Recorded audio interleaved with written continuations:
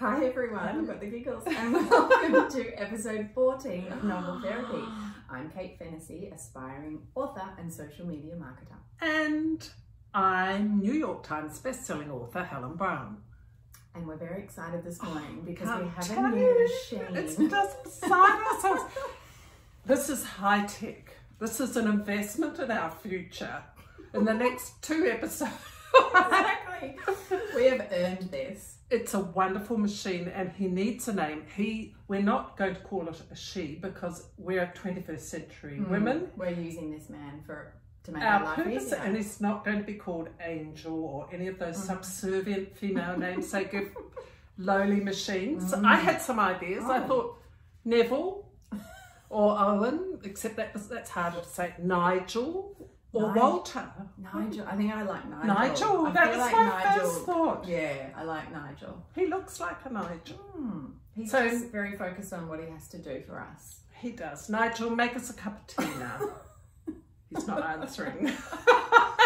So cool. So we're basically, it's called a Rodecaster Pro. This is the ultimate machine for podcasters. So yes, we've just leveled up and we're very excited. And we have buttons we can push. Yeah. And noises we can make. Yeah, we're making noises. Like this one. Exactly. So forgive us if we're a bit silly this episode because we're excited. And we also have a noise for if anyone says a word from the swear jar. Now it's going to be more official. Yeah. So that's good. But I don't think we should be too hard on ourselves. No, that's true.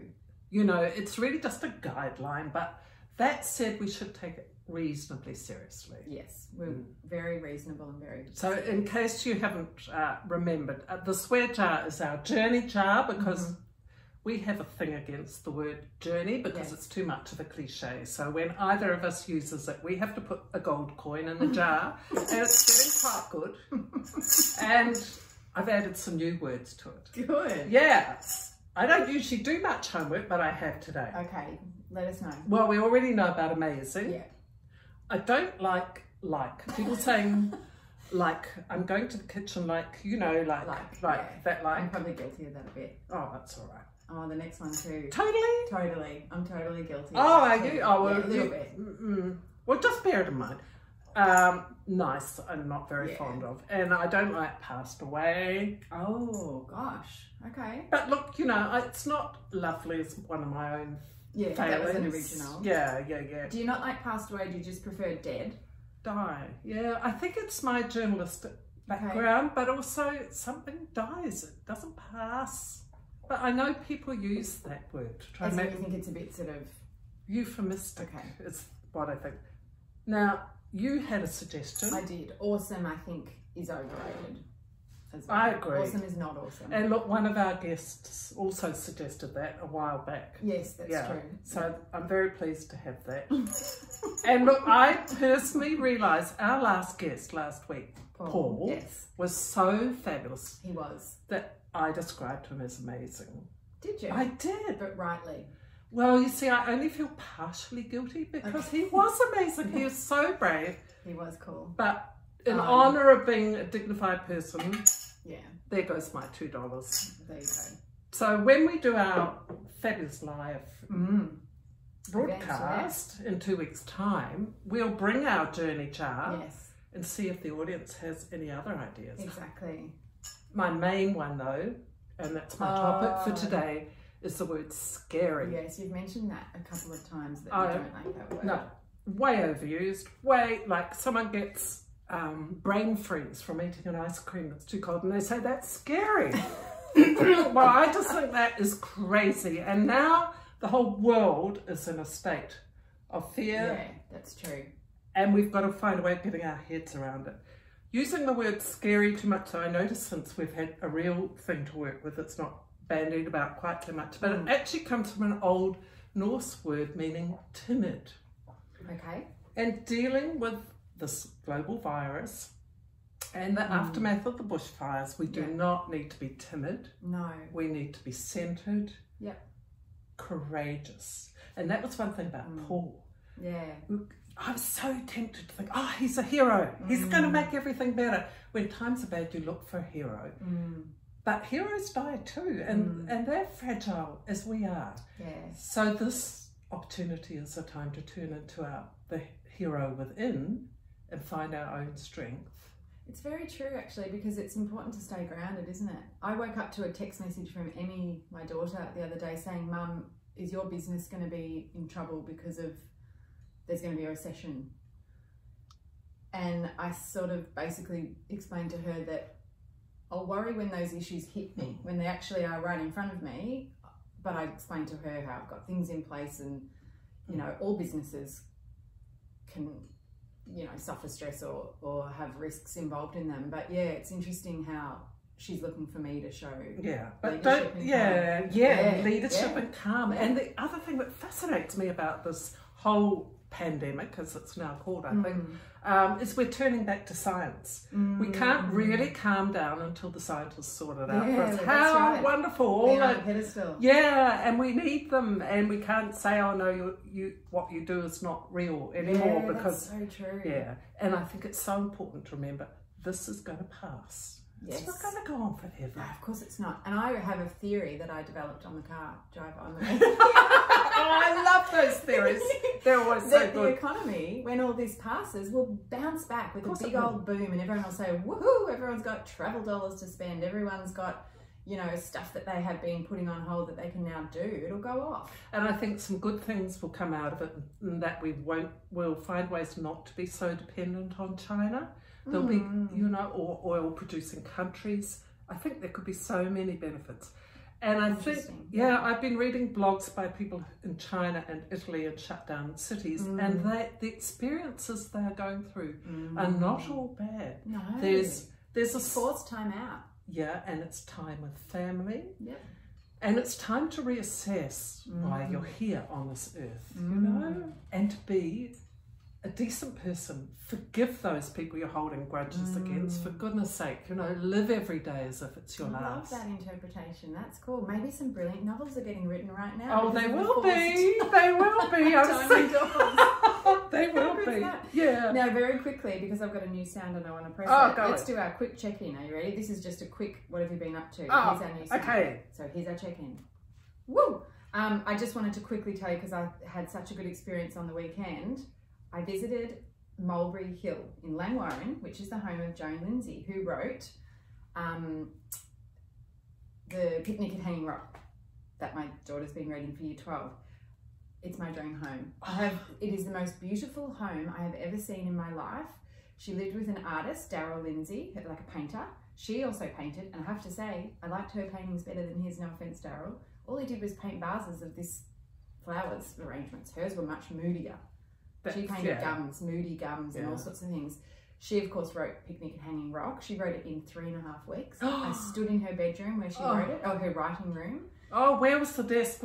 I bet some curator had turned it to face the window. It was facing the window. Yeah. I'll take a photo for you. But there was also, I did ask the woman guide where she wrote, and she often said she wrote it. There was also a desk in the middle of the room that didn't face a window, and she said she often sat on the floor and got all her notes and had them all spread around her. So it is the most beautiful, charming house I've ever been in. I'd love you must to come go. visit with me. It's 9 minutes from my house.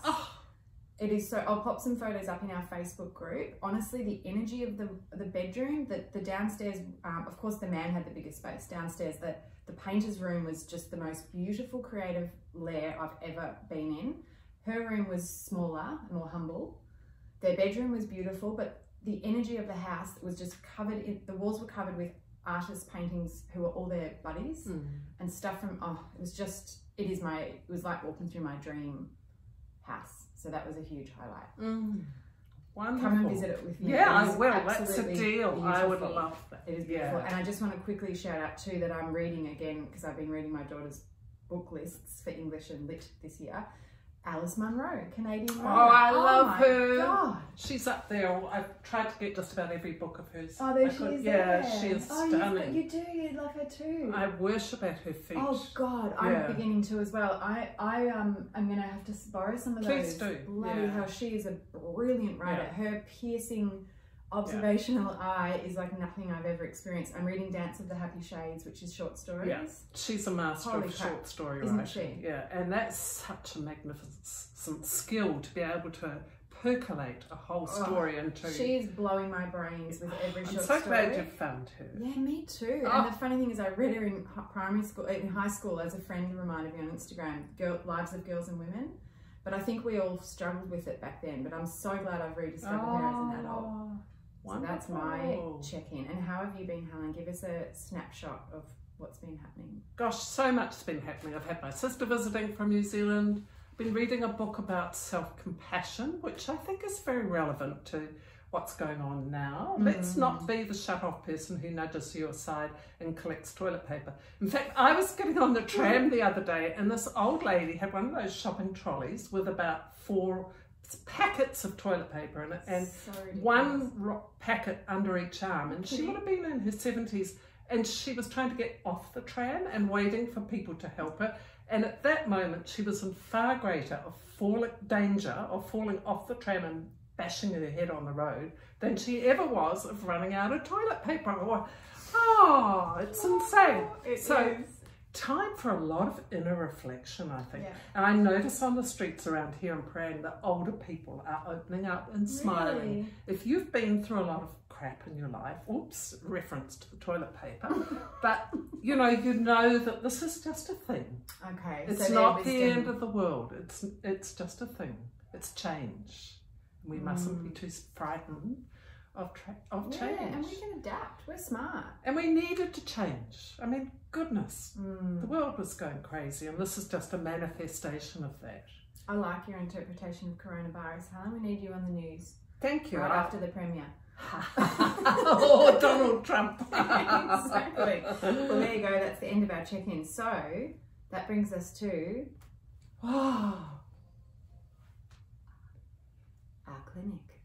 People on YouTube are probably thinking, what are they doing? We've got all these sounds coming through our headphones. Thank you. Hear on the podcast. Yeah, because of Nigel. Nigel's been so far just spot on. Yeah. But he hasn't brought the tea yet. Nigel! Hurry up. Exactly. So in terms of the clinic, yes, now welcome. Take a seat. Oh, thank you. I'm getting nervous already. No, don't be Kate. Kate very kindly sent me her revised, first 3 chapters. Yeah. And I enjoyed them very much. And I noticed you've been doing some work on your own writing skills. Do you reckon? Yeah, and one of the things I know, one of the big kind of pitfalls of being a novice writer is overuse of the adverb, like she hungrily ate the hamburger instead of she devoured the hamburger. Can you think of another verb? Is it things like, it's not saying she rushed down the stairs, she hurriedly packed her things and ran out the door. That's right. So and look, I will fall into that trap myself, especially if I'm feeling... describing. Well, no, using the adverb. Adverbs are like plastic pot plants. You can put 1 or 2 around the house and hide them among real pot plants, and they look great. But if you fill your house with nothing but plastic pot plants, something feels wrong. It's a bit like an IKEA showroom. Yeah. Yeah. Okay. So I noticed that you'd pulled out really? some of the adverbs that had jumped out at me on the first version, that you'd got rid of those. Oh, that's interesting. Yeah. I think I'm definitely more conscious. I mean, I've been reading a lot, and I think a lot of the things we talk about on this podcast have just somehow absorbed into my brain and are coming out my fingertips somehow. Oh, that sounds wonderful. Half your luck. So tell me, how do you feel about the 3 chapters you've written? How are you feeling on your, I'm not going to say journey.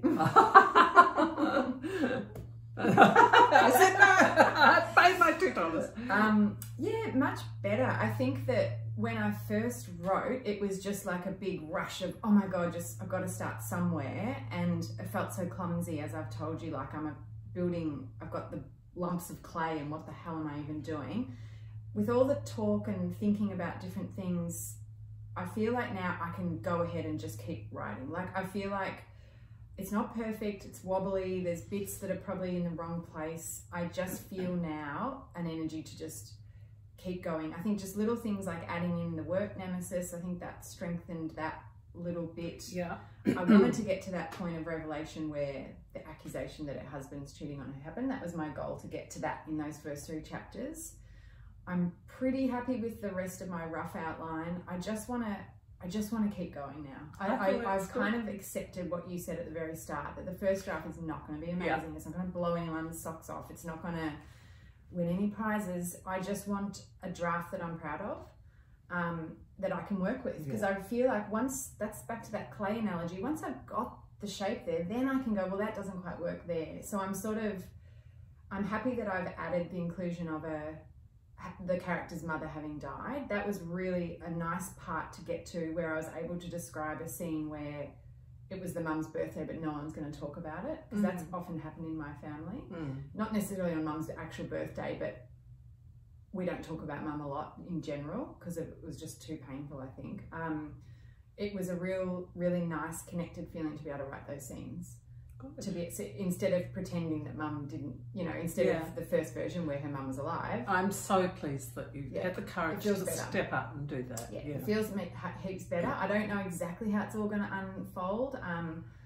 But yeah, no, I feel like I've enjoyed the recent writing. I'm happier. I think I've been able to make those initial changes you talked about. Make the husband a bit more likeable. Make, I hope, the main character a bit more complicated. Yeah. One thing that strikes me, and it's because I'm at the very early stages of a new book too, and that is that a book is long, and you can stretch things out. You don't have to be in a hurry. And in fact, the reader wants you to slow down sometimes, and just take your time. And that gives you more space to tell your story. So I can do that. You can do that. Time.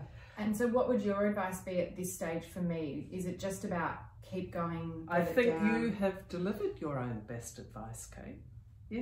Keep going. That's the energy I feel now. And I know that terrible anxiety of feeling, oh, it's not good enough, I've got to keep... You just got to put that aside. I was going to say, I'm kind of over that at the moment. I think I wrestled a lot in that, essentially aligned with our first season. I think there was a lot of me wrestling, did I deserve to try this? I know that sounds weird, but I just didn't have the self-belief. Whereas now I'm just like, oh, stuff it. I'm just going to do it anyway. Who cares? Do it. I just want to finish it and do it, and then I can deal with it and make it better when it's a draft. That's exactly the way to go. And can I please say, I still love the boobs. Good. And I think you can keep making more of the boobs. Okay, well, I've given my heroine bigger boobs than I've had. But she's got sore boobs because she thinks she's pregnant. And I think, this never comes into books written by men. No, well, I mean, I've experienced that, and because I've had Emmy, but I've been pregnant, I would say, 4 times. I've had probably 4 experiences of positive pregnancy tests, a couple that just faded, and my period came soon after, which was bloody awful and confusing and awful. But I've also had 2 miscarriages. So I've absolutely had those experiences, and I know what it's like to have sore breasts, and you think, oh, so exciting. And that's why I've put it in the first scene. I love that. I love that. Your breast being sore, but it can also just be a period. When you be pregnant, there's nothing more. It can mess with your head. So I think the breast should be a separate character on their own. So basically, go big time on the boobs. And I've sort of made it that her bigger boobs are the one thing she has over her very accomplished sister, who's sort of a perfect, got all the things. The sister has the kids and the husband and the big house. So at least Mairead, I've called her name Mairead now, but has her big boobs. So that's good to know. You've gone back to her old name. I called it. Anyway, whatever. Names also. I know. With the draft I'm doing at the moment, I'm using a whole set of names that I know every one of them will be changed. Okay. So you just don't worry about that stuff. No, that's just window dressing. Okay. But as long as it's a name we can all remember. That's helpful. So there you go. It's no, it's been good, and I feel like when I get into it, I can write pretty much 1,000 words a pop. Wow. Writing fast it's more not knowing what to write. So if I reckon I can finish a manuscript by the end of the year, because is it about 80,000? That's what I was kind of thinking. Yeah, with work and life, that's probably... Well, that would be an enormous If I could write 2,000 a week, I think I can do it. Let's see. Oh, gosh, you put me to shame. Oh, no. I mean, no. And tell us, where are you at with your... Oh, well, I've been meaning to settle to it. I think I've done probably no more than last time I saw you, maybe 2 chapters. But I keep wanting to rework them because I don't want to present them. I've got 2 publishers very keen to see them, but I don't want to show them until I'm really happy with them and where I'm going and where they're taking me. And the more I work on this book, which is loosely based on growing up in New Zealand in the 60s, the more intrigued I've become with how women lived then and the limitations intelligent, vibrant women had to live with. Women such as my mother were huge, and I want to remind younger women today to keep at it, you know, hashtag Me Too forever, you know, and everything involved with that. I can't wait to read these things, because your mum was a journalist. She was, but she vented a lot of her frustration in amateur theatricals, both on and off the stage. So that's gorgeous. And in fact, I've got her reference there from the newspaper she worked on during the war, and it says she was almost as good as a man. And Mum was so proud of that reference. She had it at her bedside when she was dying. Did it not make her mad that they said that? No, she was so honoured to be almost as good as a man. So, sisters, we've got to stick at this. Yeah, we need Nigels in our life to help serve us. Nigels, reach our potential. Yeah, we do. Yeah, well, that's the thing I loved about the house at Mulberry Hill. Like, I mean, okay, the downstairs art room was at least double, if not triple, the size of the writer's room. However, you could kind of see they were equals, these two. They've created this artist's hub, because it sounds like they used to travel and bring their friends used to stay. Famous people have stayed there, famous actors. Laurence Olivier, has stayed there. Sir Robert Menzies, is just full on. But that was the excitement I got walking around this space, was like a woman who was leading her best life, hopefully with a partner who supported her. Yeah, wonderful. So interesting. Wonderful. Yeah. Well, look, there you go. We're both. It's going to be a year of getting this stuff done, isn't it? Yes. And how excited are we? Yes. You see, you were saying you shouldn't use the word exciting, but I love your excitement. No, it's the thing that keeps us going. No, that's excitement is where everything comes from. Yeah, that's and true. I'm sharing your excitement in our first live to an audience ever. Yes. On the 24th of March? Correct, 24th of March. So it's in 2 weeks at the Blue Mini Cafe in Rosebud. I think it's actually called Capel Sound now. It's had a name change, that suburb. Sort of at the end of the Peninsula Freeway there. And Helen and I are in this gorgeous space. It's a cozy cafe with it's sort of trinkets and things everywhere. I see it said retro. It's supposed to be retro. Yeah, well, I'll fit in perfectly. Yeah, so we're going to be propped up on a kind of a tall bench, not unlike this, but a bit taller.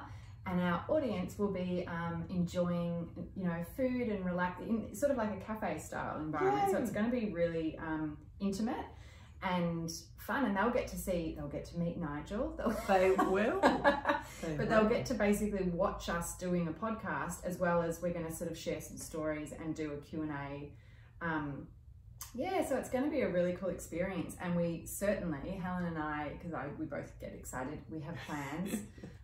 It's going to be the first of many. Just keep an eye out for us. Now that we have Nigel, the sky's the limit. We're going to be rolling out and popping out everywhere. But yeah, it's really exciting. So we can't wait for that. And so for those of you who can't make it, we'll endeavour to do the same thing we normally do, which is capture it on YouTube. We'll have to set up our phone somewhere. That's a good thing to remember. But of course you'll be able to hear it. And for those who are there, we can't wait to have our first live audience. And look, if you're really stuck in town, can't come out, we'll have to do one in town, because you know, we've had several inquiries. We would love to. It's really exciting. Yeah. So to finish up, I've got a quick little Planet Social. I get a chance to press my other button. So Oh, did you give me... No, you said that I gave myself my own diagnosis, didn't you? Did you need to diagnose me? Yeah. Keep going. Yeah. That's it, isn't it? Yeah. No, and pace. Slow down. Yeah, slow down with your storytelling. Yeah, because I always want to cram things in. And more boobs. More boobs. Yeah. I love that. I'm so glad because I'm excited by that. So a quick update for social, Planet Social is... I know we've spoken about stories before, and I know they annoy you a bit, Helen, because they disappear. But that's the nature of why they're so popular, is because they force you to be in the moment. This is Facebook stories or Instagram? Facebook has them too, but they're more used on Instagram. Yeah. And I just wanted to speak specifically for a couple of minutes, because we're beautifully on time. Yeah. About doing stories for events. So for those of you out there, if you have an event and you're in business, now this could be a book fair or anything that you put on to do with your work. My fabulous friend Katie, who you know, has just got a job at the Frankston Library, so she'll be doing lots of events. So this is kind of, when you are in a position that you want to share an event, stories are a great way to do it. And the reason I kind of brought this up is because in between our last podcast, I helped out my friend at the Stella Short Film Festival in Langwarrin. It's all happening in Langwarrin at the moment. And that is a short film festival, obviously, and I did stories for her as well. So while I was there, the reason I think when you think about it, the first reason to do stories for an event like that is you're thinking of people in the future who might want to come. So that you're doing it for the people who are at home who didn't buy tickets that year, who are watching it going, oh, that looks quite good, I might go next year. So you're sort of marketing it to future customers, if that makes sense, if you're doing an event. So when you're doing stories for an event, and I went to that Pause Festival recently too, I noticed no one did stories there, but I would have if I was involved in it. And what I would be doing is telling a story over the course of the day. You don't go nutty, but you have a chance to actually craft a story. So you can do things like show the venue. You can literally, it has to be an arc, the same way you would tell any story. You can show, like, here we are today at the Stella Short Film Festival at the McClellan Gallery, and then you start doing things like showing the details, gift bags, the drinks that are there. You might show a moment. I might do a scan of the room and show what it looks like in the VIP area for people who think, oh, next year I might buy a VIP ticket that actually looks quite good. Things that are great to capture on stories: applause, laughter, people chatting and smiling, little snippets of a speech. Don't show the full speech. Show a tiny snippet so people think, oh gosh, was that actor there, you know? So it's doing little things like that, using location tags, using tags, and one hashtag. So if you do an event, it's really good to just have one key hashtag and let everyone know. So for Stella this year, it was SSFF, Stella Short Film Festival 2020, SSFF 2020. So that should be the hashtag that everyone's encouraged to use. Don't confuse it by doing Stella 1 minute and short films the next. But tell me, Kate, with our live event, yes, are you going to have the presence of mind to do all of that? No.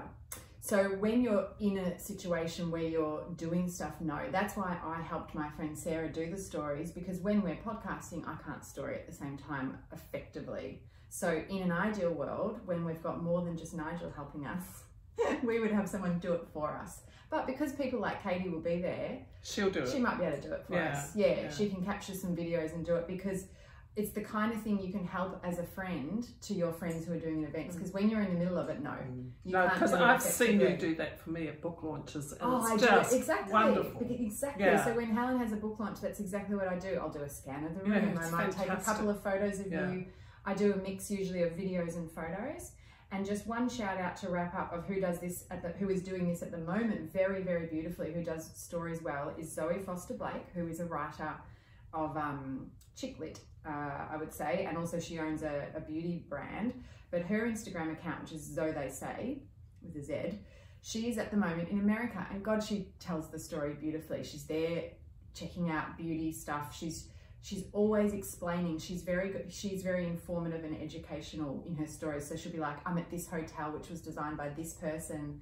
Here's this display. I've just done an interview with this podcast. Everything's tagged, everything's explained. So what you're feeling like as the audience is you're being taken on a personal tour of Zoe's trip. And that's what the insight gives you of a story, because you go, oh wow, she's going to really learn what's happening at the US, and that's going to impact this and that. So stories can be really powerful. And just one little tip, a lot of people, when they have a big event like Stella or anything like that, like Pause Fest, a lot of other people are posting stories, right? So when you're in that account, you get them tagged. You would see that, you get it like a little message, someone shared you in the story. A lot of people's instinct is just to reshare. But unfortunately, what ends up happening is it just looks really messy. If you're resharing 20 people's stories that aren't yours, it's 20 different views of the same thing. It's a bit messy. I would suggest that if you're in charge of an event, you curate it yourself. You tell your story and let other people's stories go out into their world. I wouldn't repost just wildly. So there you go. That's just some thoughts on stories for events, and a good prompter that, yes, Katie, if you're listening, we'd love you to help us. And hopefully, and actually we may as well say, anyone who does come, please, if you do a story, please tag, use the hashtag novel therapy, because that's our hashtag. That would be great, and we will reshare it, because it's fantastic. We would love to see it. And I'm going to bring a few of my books along, which I'm very happy to sign, and you should bring Planet Social, your book. Yes, and Social. It would be lovely to meet people and have a chat. We are really excited. I'm glad that word's not banned. It's very... oh, that would be terrible if we banned it. Exactly. So we've sorted out coronavirus and how we're going to deal with this. It's going to make us better humans, and the economy is going to boom afterwards. And the world is going to become one. We're having to think as a single global consciousness. Yes. And we can even enjoy holding hands all the more when it's less problematic. So it's all good, just calm down. Yes, you're right, Helen. I like it. You're a very wise woman. It's good. I like it. All right, well, that's us. So we get to now, you can press the outro. And Jonah hasn't really been here, sorry, but he is around. He's just having some reflective time as well. There we go. Yes. Oh, listen to that. So that's us. And basically, the next time you hear from us, we will be live at the Blue Mini Cafe. Fantastic. Yeah. So... see you there, whoever makes it, and otherwise, see you next time. Bye.